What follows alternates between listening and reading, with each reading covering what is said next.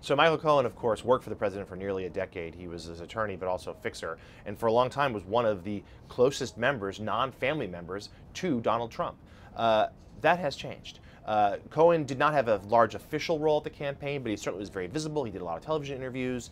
He appeared at events for Trump, but was not given a White House job. But he remained in New York. He remained sort of in the president's circle of trust, and that began to change this spring.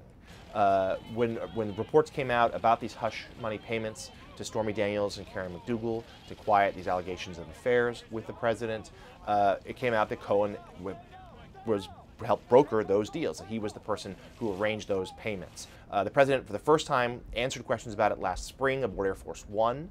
He said he knew nothing about it, and you'd have to ask Michael Cohen. Just a few days later, the FBI raided Cohen's office and hotel room. And the president at the time really blasted that, said it was that attorney-client privilege was dead, and he said the FBI had overstepped its reach in doing so.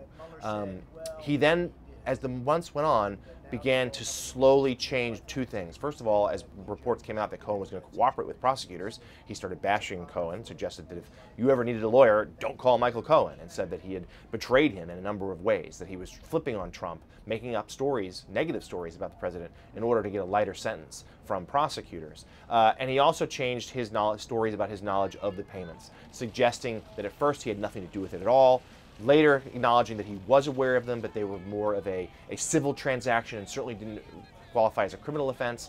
Later, even still, in the last couple of weeks, suggesting that it was not even a campaign finance violation, or if it were, it would be so minor that it would be one akin to how President Obama's campaign was hit in the closing days of the 2008 election with just a fine.